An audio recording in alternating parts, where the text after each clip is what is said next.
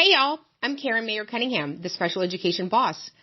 If you've ever felt confused, overwhelmed, or just plain frustrated at the 504 IEP table, you are in the right place.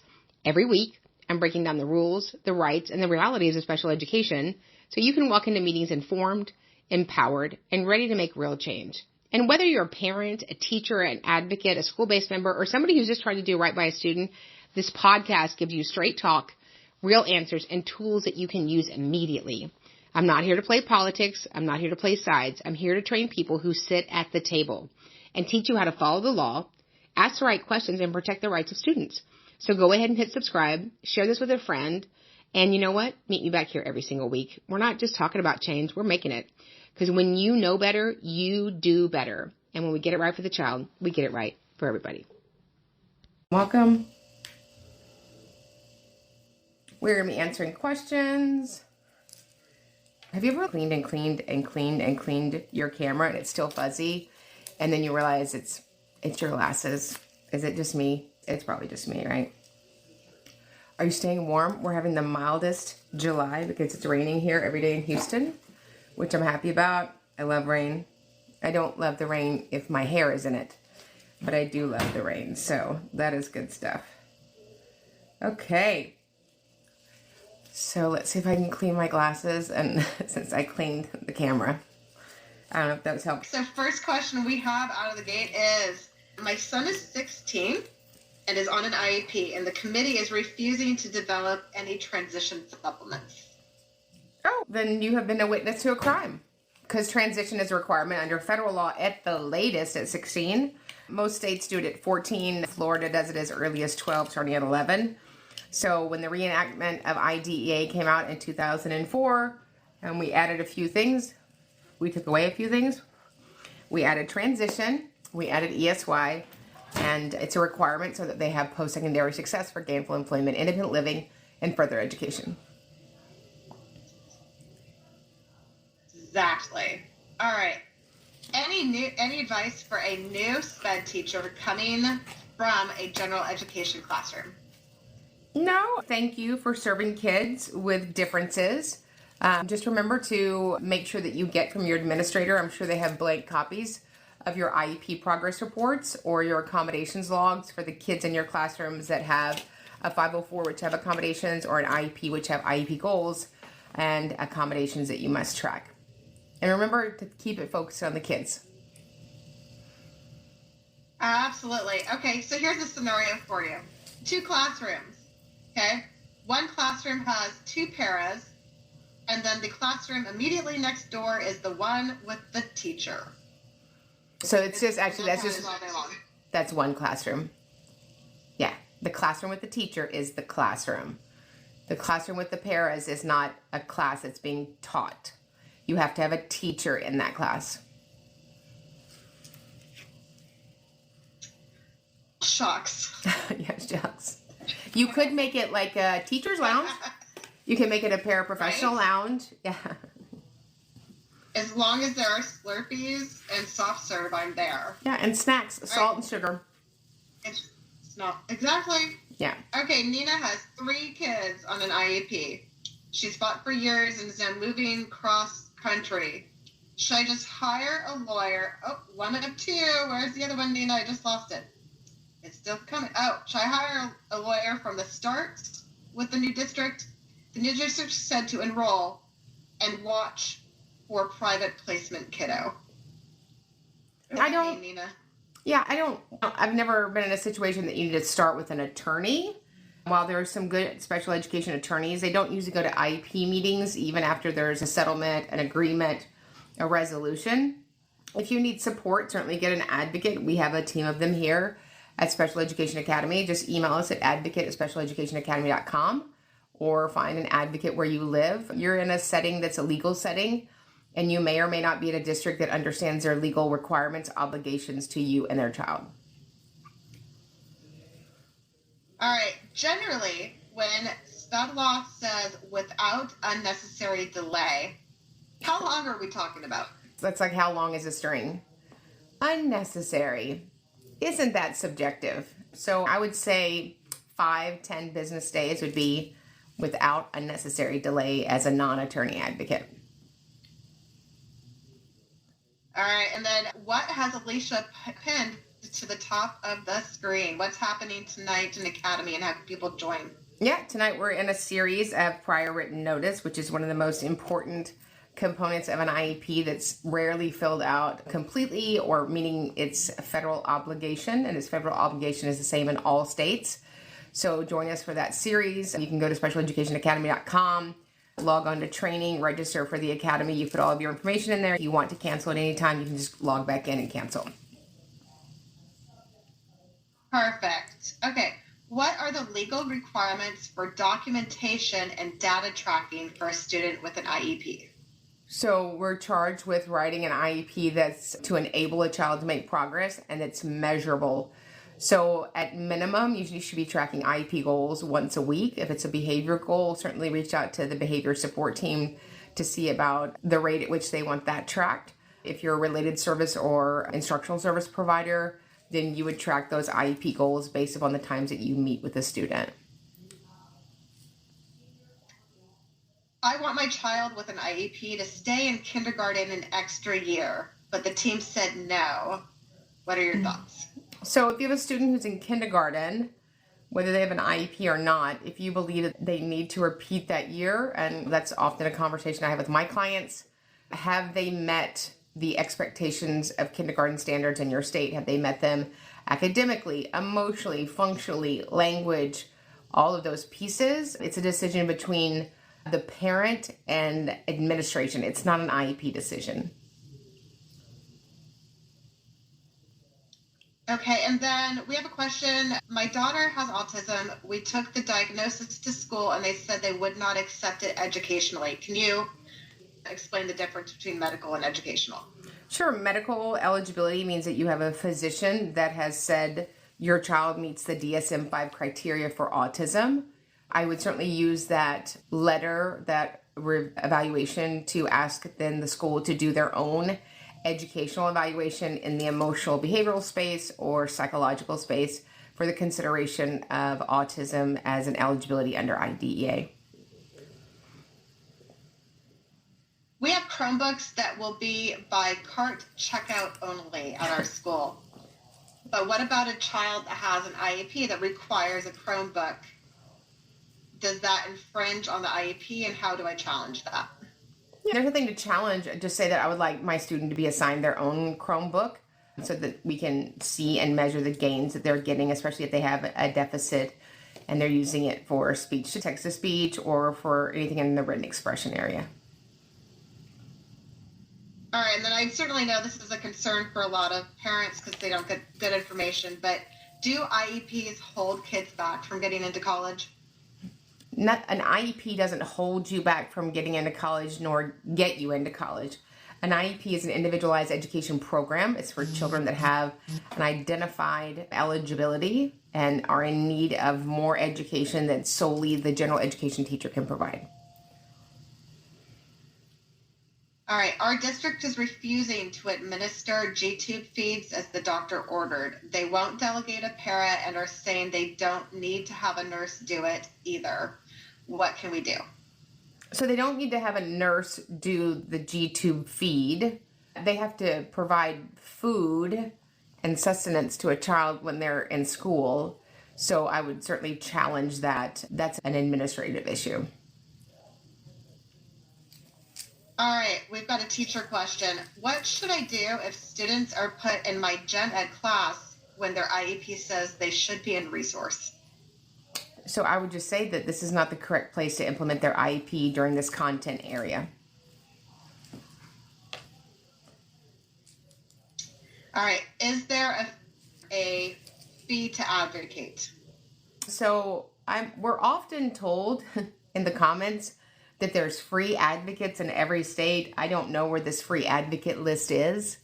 Are there people that could help you work on the paperwork for your IEP? Yes. Are there people that have agencies that help parents? Yes. But this notion that there's a list of free advocates everywhere, I don't know where that list is. Certainly there are people that advocate as a profession, which is what I do, and our team members. So if that's something that you're interested in, then just reach out to us at advocate@specialeducationacademy.com. But most advocates do it as a vocation, charge a fee. If the school periods are 75 minutes long, can I make them change it to 40 minutes for my child? You can't make a child change the block of a class because your child is on an IEP, but you certainly adjust those minutes that you support that student to be commensurate with whatever the school schedule is. All right. What would be the purpose of a student's IEP saying his full-scale IQ is, quote, extremely low and not providing an actual number? So extremely low is subjective, right? I think 85 is extremely low. I think 72 is extremely low. I think 40 is extremely low. So the reason that we do a number is because that gives us a measurement. Are you in the 8th percentile? Are you below the 0 percentile? Those numbers are important to know if a student might be considered for an eligibility of a specific learning disability or also an intellectual disability. And certainly based upon the severity of it might drive the consideration of modified work and or an alternate curriculum. Okay, my deaf student on an IEP is not being provided an interpreter. How can I challenge this? Is there an interpreter listed on the schedule of services? If the student is deaf and hard of hearing and the acuity of their deaf and hard of hearing requires an interpreter, then we provide that, whether that's from the school district or via a private interpreter. Is it appropriate to give your school bus driver and monitor a copy of your child's BIP? The school bus driver doesn't implement the IEP. The school bus driver makes sure that you receive the related service of transportation in an appropriate way. But there's no requirements for that related service to collect data or implement the IEP in any other way other than safety. How long should a student receive RTI support before a SPED referral happens? Not long. Not long. I would say as an advocate, not more than 18 weeks. RTI is a great mechanism that teachers can access to mitigate a child that's struggling, but it's not in lieu of specially designed instruction. All right. What should I do if the student is refusing accommodations? Log it. So if one of the accommodation is ask student to put their glasses on, they don't, then log that. Student has extra time, you offer the extra time, student refuses it, then you log it, right? We're always measuring the efficacy of the product that we're delivering them, whether it's in an IEP or in a 504. Excellent. Okay. To what extent can you define access to the curriculum in general education for a student with an IEP? So access to the general education curriculum is really the foundation of special education, right? That we give children who have a disability equal access or appropriate access to the general ed curriculum. So we're looking to deliver that in a way that we have the most gains, and it's unique to each student that has an IEP, and it's unique by each content area, right? You might have a child that is not struggling in math, but they're struggling in reading. They're not struggling in any academics, but they're struggling socially. They're struggling with language. They're struggling with a sensory disability. So it depends on what their identified disability is and the characteristics of that disability. Okay, here's a good question. If you could change or make a new special education law, what would it be and why? So my new special education law would be if your district does not follow IDEA, that the superintendent is fired. That would be my special ed law. Yeah. I like it. And that they have to return all their money and their football jersey. Not the jerseys. The jerseys. And the Jumbotron. Yeah. That would be my law. All right. I like it. How long would you give the school to do an amendment meeting to have an OT or speech goals added to the IEP? I don't know that we need, when you do a paper amendment, you just agree with the committee that we're going to add this. It could be done in 5 business days. It shouldn't take more than that. Okay, we have parents that want homebound, but not sure if there's a medical concern for the student. So, as teachers, how do we have that discussion? yeah, so the concern is it is punitive for the student to come to school. That might be medical, that might be emotional, that might be a number of things, right? I had a kiddo that didn't have a medical issue that was active. However, he was in, what is it that you call when you're in a medical thing? Some people get placebo, some people get the real medicine. What is that called? In a trial study for medication. He had Duchenne's muscular dystrophy, and we put him on homebound because he was healthy, and we needed him to stay healthy because he would go from Houston to, I think, protocol. So there are times when a child cannot emotionally tolerate school. Academically, it becomes a medical issue. There are onset medical conditions. The doctor says that the time of school is too long. You can be half homebound, half school, or you can be full homebound. How would you go about handling the foreign language credit in high school for a student with a speech disorder? It depends on how severe the speech disorder, but you can always have a LOTE exchange. Language, that other language requirement. I find that most children struggle with English. So I'm not really sure why all of us had to take a foreign language. Olay. I never used it. I think that I could have done something different for 2 years. But certainly there are options in the course catalog for your school to swap them out for another class. Yep. Okay, we just had a parent send a request for testing, and the teachers are now back on contract. Does the timeline for testing start now then? The timeline for testing starts when the school days actually start. Can you explain and give an example of specialized instruction in middle and high school co-taught classrooms? So specially designed instruction means that you're having to take the general ed content that was just taught and adjust it in a way that's accessible, understandable, and moves the ball for the student with a disability. And so there's a million ways that we can do that. It's that secret sauce that special educators provide after the initial instruction has been delivered. Okay, what do you do in states? What do I do in the state of Maine if my child's school cannot find someone to hire for the special education room? Can the school legally just not have a special education teacher? Not legally. So if you cannot provide the IEP in the conformity that we agreed upon it, we need to convene a meeting and talk about out-of-district placement at the expense of the district. Exactly. When you're in Maine and you're down the river. Down the river. Yes. Precisely. If you have a child with visual impairment, would the CVI teacher be included on every goal?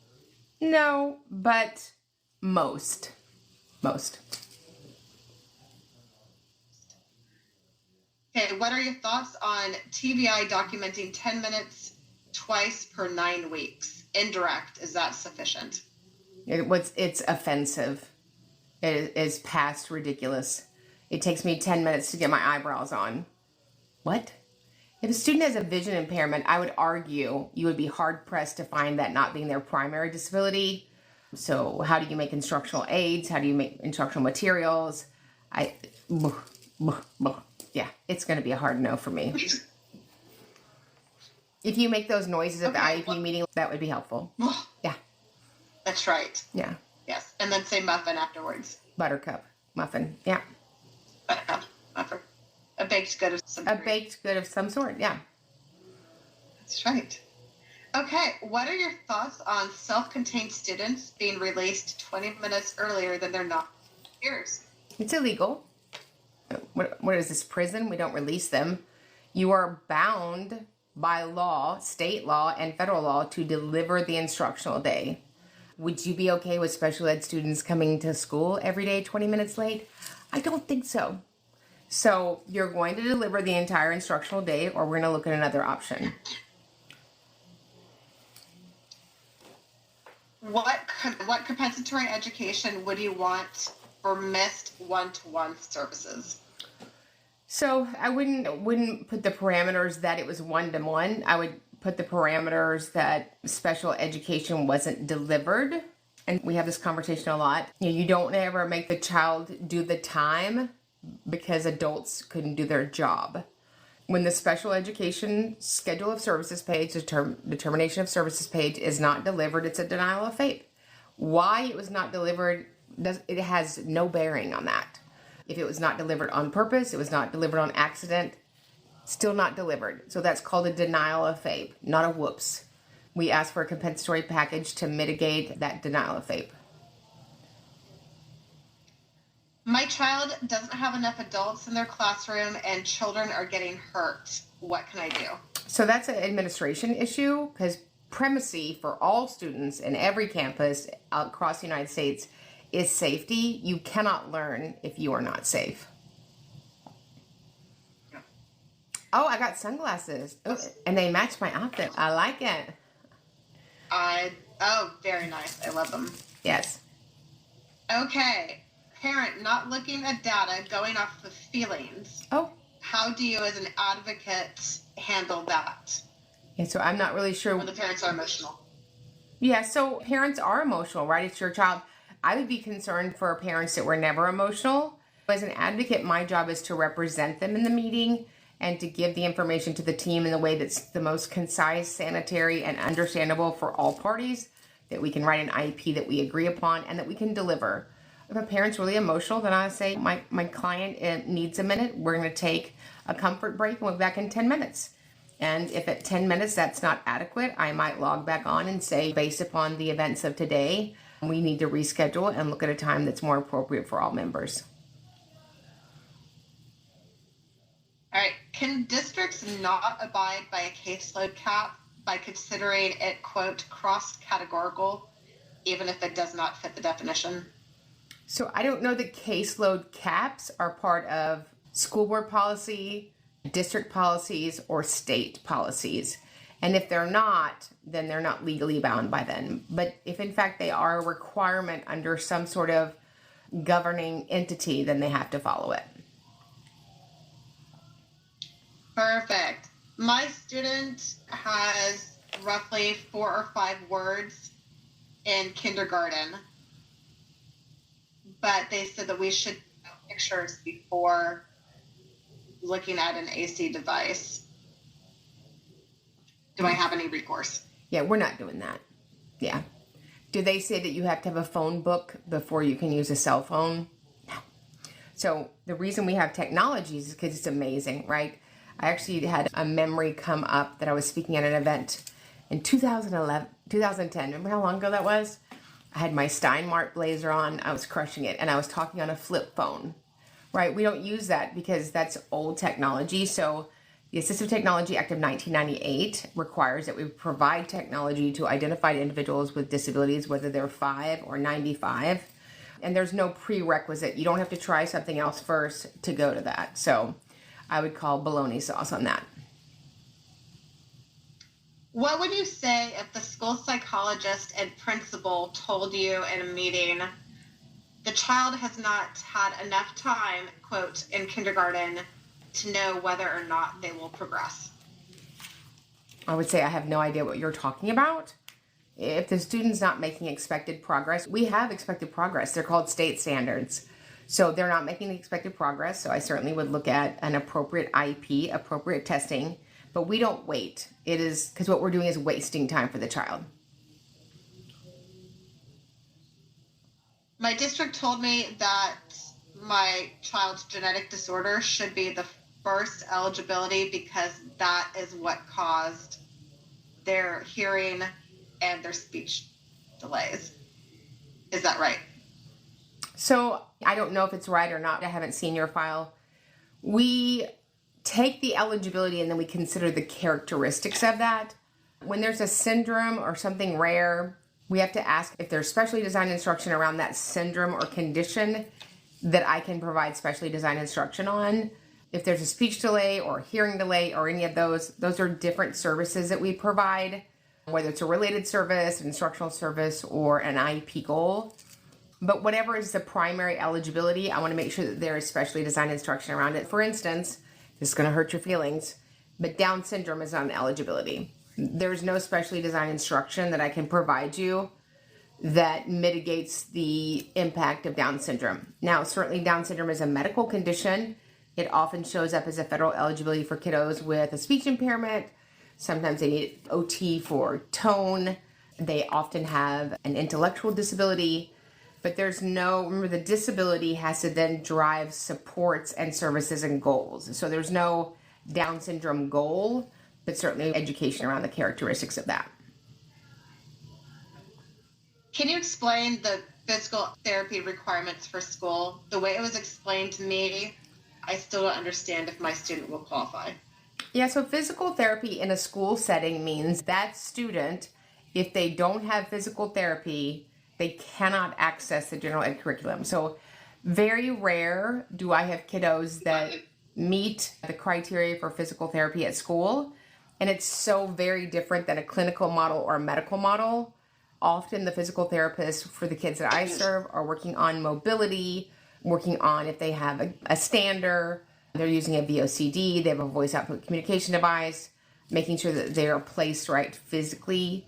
But it's usually one of the lighter services on the IEP document.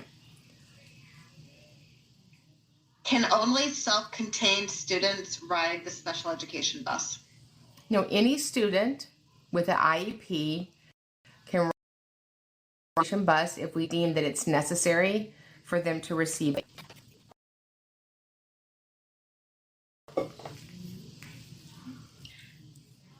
What would dyslexia diagnosis look like on a school transcript or college transcript?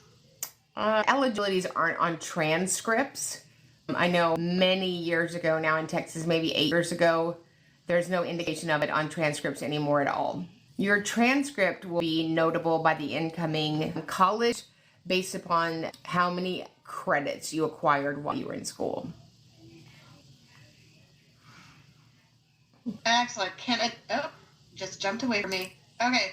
What are the options at school if the parent drops their child's IEP, but I feel like it's a serious disservice for the student? So parents have the sole right to provide consent for initial provision of special education and related services or to revoke consent for those services. And so in all of my thousands of years of doing this, I've had that happen twice, and it was devastating to me. But it is not my decision, it's the parent's decision. Should a parent choose to revoke consent for special education and related services, they also revoke any of those protections and provisions under that document as well.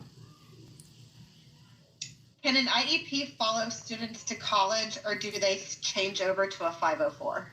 So neither. So they don't follow you and they don't change over. If you get to college and you believe that you are in need of accommodations, you would go to the disability office and meet with them, and you can lay out a plan of needed accommodations while you're in college.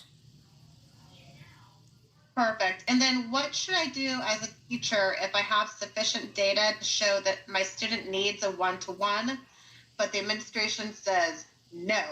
Stumps your foot. You got to stomp your foot back. If a child needs a one-on-one, it's impacting their ability to learn and the other student's ability to learn, and sometimes people's safety. So you got to stomp your foot back. And then if in fact that doesn't happen, I might reach out to my teachers union because I believe that it may violate my ethical requirements under my teaching certification. How can I explain to a family that a 504 will work for them just as well as an IEP? I wouldn't be able to explain to somebody that it works just as well because they're two totally different things. So a 504 is the 1973 Rehabilitation Act, and it was a law implemented at the federal level that says if you have a disability, that the entity that you are at, a school, a college, employer, cannot discriminate against you and deny you accommodations based on your disability. An IEP is an individualized education program, totally different. It provides additional instruction, coaching, right? There are kids that need coaching. There are kids that the direct instruction is not enough for them to make progress. So they're two very different things. And all of these years of serving kiddos, I have never, ever, except for maybe 2 or 3 times, realized that a 504 was appropriate for the student I was serving. I have a student with a CVI who is on homebound. The VI teacher has only come twice and isn't sure she's ever seen a light box, doesn't know how they can obtain one. Well, how can I receive appropriate supports? It sounds like you need to first have an appropriate certified teacher of the visually impaired, no matter what your vision impairment is. I certainly would go back to the table and talk about the appropriateness of that instructor providing VI services. Thanks. My son came home and said that the teacher put their knee into their back, pressed them against the wall, and held their hands behind their back. They're 6. So is the question, what would I do? What would I do is if anybody did that to my child, I would call Child Protective Services, because the first thing you're supposed to do when you have a child in your classroom is to protect them, and that doesn't mean any of that. All right, and then this question I feel like we get pretty frequently, but how can I get my student tested for dyslexia? Yeah, so I wouldn't ask for dyslexia testing. I would ask for a comprehensive cognitive evaluation in all 7 Gs. The Gs are your brain skills. In that testing, along with formal achievement to include reading, writing, math, LC, and OE, listening comprehension, and oral expression. When you do comprehensive testing in both of those, it will determine if there's a need to consider an SLD or any of the DISs, right? Dyslexia, dyscalculia, dysgraphia, all of the characters. What is the difference between an OHI and an IEP? An OHI is an other health impairment. It is a medical condition that's acute, that's expected to impact an individual for a lifetime and may be treated with medicine. An IEP is an individualized education program. Are there grant opportunities to help pay for school fences for the playground? I don't know. I would imagine that's a possibility. I've never written a grant. I've never looked for grant money. There are no legal requirements for fences around playgrounds. I find it very interesting that a lot of schools have a fence around 3 sides. You're missing a side. But anyway, yeah, certainly look into that. Let us know if there's grant money for that. That would be great to know. Can a student be in a general education classroom with an IEP? Yeah, student can be the valedictorian. They can be in the marching band. They can be on the football team. An IEP does not limit you from accessing things that non-disabled students access. You may not meet the criteria for it. You may not be able to do the depth and breadth of that class or that UIL or that club, but they have equal access to participate. Perfect. Okay, we've got an OT on here. OTs are amazing, by the way. Yes. One of my parents told me that her son cannot go on a field trip because it's a safety risk. Is this allowed? Depending on the child's disability, it might very well be a safety risk. It might not be something that would be engaging for that student. Every kiddo is different, but if the student is at school, they should be invited to field trips, and then the team, the parent, and the team decide if that's something that's appropriate for the student to go on with, like support. So if they have support at school, then you would provide them support during the field trip. Can a diagnostician also be the TVI in an ARD, serving dual roles? Nope. Did I say no? No. Yeah, pick a lane. I said no. Yeah, pick a lane. And not the HOV lane. No, exactly.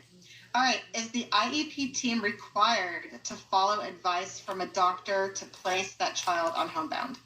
Nope. They don't follow advice. We follow the conformity of the IEP, what we agreed upon as team members at the last annual IEP meeting or the last amendment, that's what we're obligated to follow under IDEA.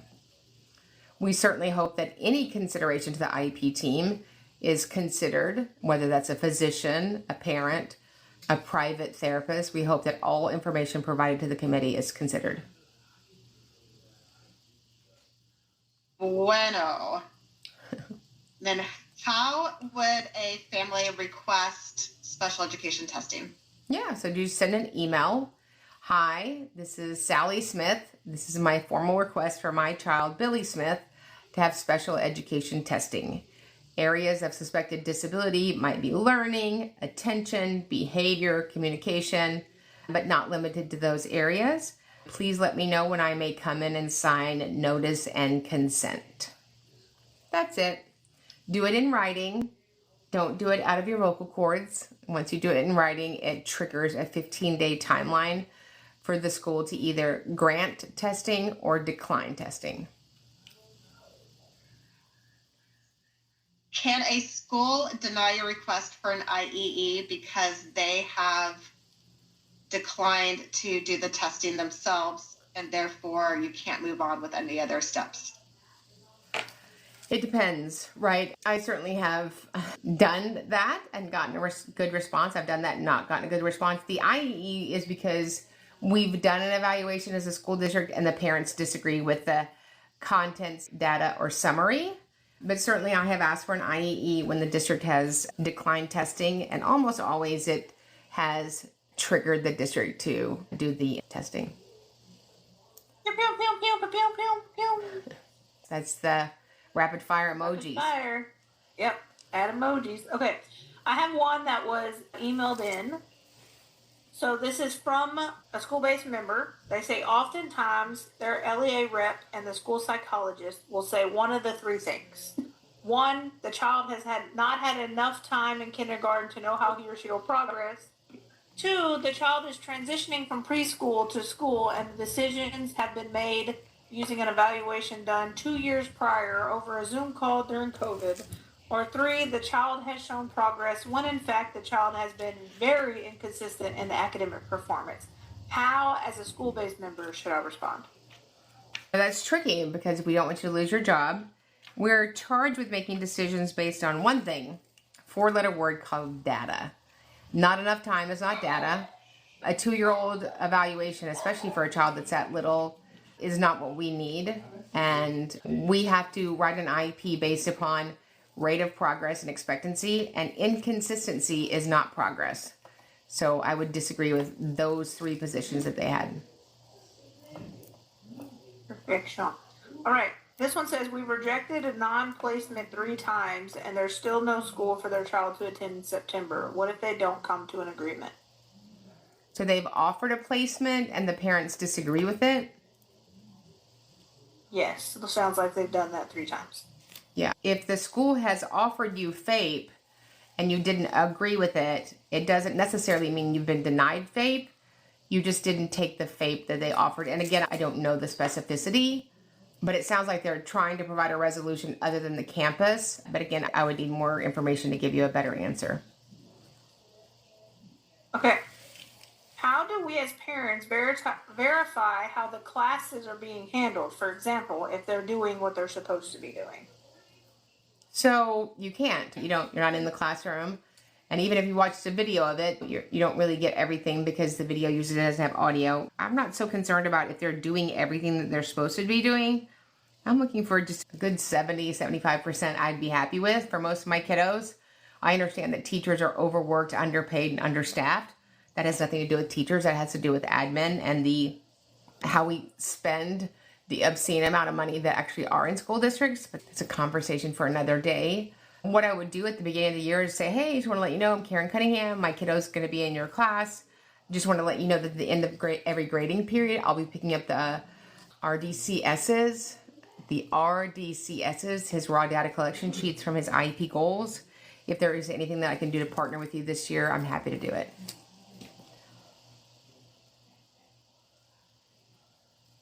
Okay, perfect. I was trying to put my little comment in there. Oh, there it goes. Okay, sorry.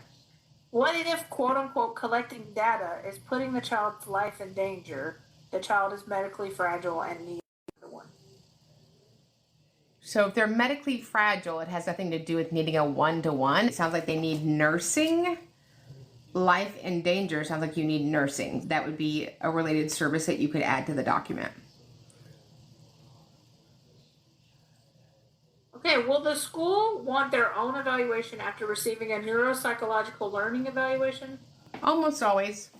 And that's appropriate because you're looking for an educational evaluation. So I would be in agreement with that. Sometimes, very rarely, they will accept the findings and the report solely of an outside evaluation. Rarely. Okay, so I know that I'm gonna finish this question for Mr. Hunter here. Okay. What it sounds like is their child is in gen ed and they're saying that is the child's LRE. However, gen ed is too much for the child. Can they change the LRE? So we don't change the LRE, we locate it. So if general ed is not what they thought would be the LRE, then we look at what is the LRE, right? We tried general ed, it's not appropriate for the child. You have to lay out the things that make it inappropriate and then talk about the continuum of services. Okay, what if the district is failing to provide a continuum of placement or programs for kindergarten, first grade students? So I'm not really sure what you mean by a continuum of programs for kindergarten, first grade students. So we have to provide general ed, we have to provide self-contained classes, we have to provide behavior programs, we have to provide resource. So unless they're denying you one of those are a continuum of services. And then of course, if there's nowhere that the child could be educated in the entire district, the continuum of services would include out of district placement, psychiatric units, ICU, hospitalization, and homebound. Okay, this one is a two-part question. Should you take a child out of school if they need outside therapy? And also, if they are getting tired during the regular school day, would you suggest a shortened day? So I would never suggest a shortened day. I certainly know that there are hard conversations that families need to have. It's their choice, it's not my choice. If you want the IEP implemented, you have to make the student available for the instructional day. If the instructional day is not appropriate, then you have to look at homebound. But I am not on board with people taking their kiddos in and out of class for different therapies. I think that when there's that many therapies, you have to look at, do we pivot and do homebound? Because there's no legal obligation on the school to implement the IEP with fidelity when the school misses blocks of time weekly. Okay, this one is a great question. Their son needs a behavior plan. They all agree. However, between the teacher and the parent, they don't know what to put in the behavior plan. So what do? You would need a psychologist, a social worker, an LSSP, a licensed specialist in school psychologist to first do a comprehensive FBA, a functional behavior assessment, look at the needs, and then from that, as all committee members, we write a BIP, a behavior intervention plan to mitigate the acuity of those behaviors. What does SDI look like in the classroom? So what it looks like in the classroom is different for each student in each classroom. I can tell you what SDI is, specially designed instruction, is for a student who is a special education eligible, and the general ed curriculum that is taught from the front of the class solely is not enough for that student to be successful in that classroom. And so they need extra minutes that are assigned to them to work on their IEP goals, make sure that the accommodations are implemented. Okay, we got a follow-up about the behavior plan. Okay. They don't have a school counselor on campus. They're in a small rural school district. So who should they reach out to? They can have it done private. You would have to have some sort of psychologist in the district because they're required to do the emotional behavioral piece of every IEP. Okay, perfect. My son was just approved to start an IEP in September when school starts for his ADHD. Oh, good. Thank you for your lives and pre-recorded videos. They help so much. Oh, good. Awesome. Can the IEP team end an IEP without a parent consent? Can they end it? Yes, they can. Sometimes we just got to end them before somebody gets their outfit messed up. I've ended IEP meetings. I've had schools end IEP meetings for a number of reasons. People have to leave. People are upset. We're not making progress. So, yeah, we don't always agree to end. or not continue. But of course, the school can do that. How are IEPs implemented when you're homeschooling?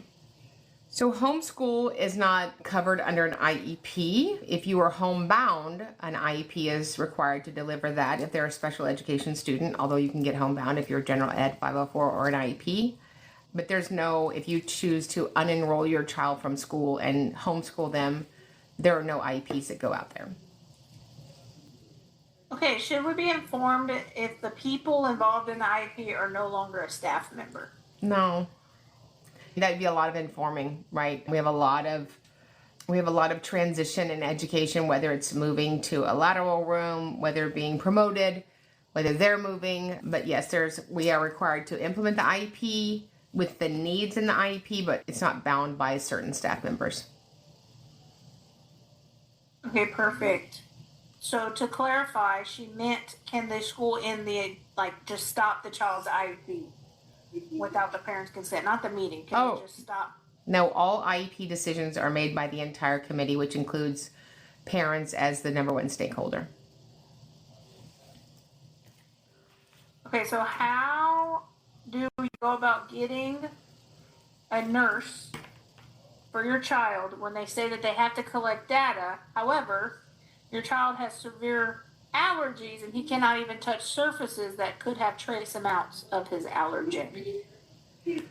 Yeah, and again, I don't know the totality of your story. If the acuity of your child's disability is that profound, I don't know that nursing, even at school, would mitigate that. Schools are full of children and adults and germs and people, and it's not a hospital, it's not ICU. Nursing is for things that have to be implemented daily for the child to be sustained. Certain kinds of feeding, checking your levels, oxygen, delivering multiple times a day of medicines. And so that is predicated because we have doctor's orders that are delivered to the school saying that they cannot access the school grounds without nursing. All right. Oh, look, this one says, "You're wonderful. You helped us just listening. Our daughter is now at a new out-of-district placement." Oh, good. That's awesome. Okay, how do you request testing in a rural high school? Same way you request testing in New York City. So same thing. This is my formal request for my student to have special education testing, areas of suspected disability, and I would just put learning, attending, behavior, emotional, whatever those generalities are. We look forward to coming in and signing notice and consent. And then we have a video. We actually have a video series that we put up on YouTube about the 8 areas of testing. And then, of course, that's in a series also on the Academy. Do you represent clients in New Jersey? In Jersey. Yes, I represent clients in all the states of confusion and all the other states. Yeah. What happens when the LEA dictates the IEP, the parents and the outside professionals and contractors disagree? Okay, there's no dictating in a meeting. If that occurs, and I'm going to file a state complaint, a due process, a federal complaint. There's no dictating. We are a team. Can a mother request an SAT meeting without a father's knowledge? An SAT meeting? Yes, that's what it says. I don't know what SAT meeting is. SAT is a test that high schoolers take. If it's a special ed meeting and the other parent has not terminated their rights, you're required to legally invite them both. So often myself or one of my partners represent families that are divorced. That's not uncommon. And even if the father hired me and his new wife, I'm going to say to them, we need to invite the other parent because that's what's required legally. Okay, this one's a good one. Who must be present in an IEP meeting? At minimum, the 5 stakeholders, so parents, the LEA representative, which is almost always a principal, a vice principal, associate principal. Depending on certification, it might be the school counselor, a general educator, a special educator, and then somebody who's able to do testing, answer questions about testing. Okay, perfect. And do you have a press conference coming up? I do have a press conference coming up. It is August 16th, Friday, August 16th, in Washington, North Carolina. Washington, North Carolina. And then Alicia's put up a graphic on all the sites. If you need an email, that emailed to you, it's going to be Advocate Special Education Academy. So everybody's welcome. It's at noon at a school. I don't have it in front of me, but it's all on the graphic. So everybody's welcome. There have been egregious behavior from this charter school to this child with a disability, and we're going to go there and give it a voice. Yes, it's at the Washington Montessori Public Charter School. Washington Montessori Public Charter School in Washington, North Carolina. On the water. It's on the water. We're very excited. Yes. All right. Am I on the right call, SEA coaching call for the meeting after this? Yes. Nope. Yes. If it says SEA coaching call, you're on the right call. If you're talking about this TikTok live right now, you are not on the right call. Yeah. You are on a party line. Hello? Hello? Okay, what if we don't hear back after the request is sent? This was the one who asked for the rural high school. Like, they sent the request, but they haven't heard back. Yeah, so this is my second request. I haven't heard back from the first one. I would send them daily for a couple of days, and I would send them hourly. And then I just pick up the phone and call the assistant for the superintendent. A lot of things I'm good at. Waiting's not one of them. All right, perfect. Okay, let's go get ready to do the academy. All right, we'll see you. Ellen is all ready for the party line. Yes, the party line. Yes, 1977 in Dripping Springs. You'd pick up and go, "This is Bobby. Hang up, Karen, before I call your mother." Yeah, that's how that went down. All right, you guys, if you need anything, let us know. Remember, we get it right for the child. We get it right for everybody. We'll see you guys in the next training. Hit subscribe. Share this with a friend. And you know what? Meet me back here every single week. We're not just talking about change. We're making it. Because when you know better, you do better. And when we get it right for the child, we get it right for everybody.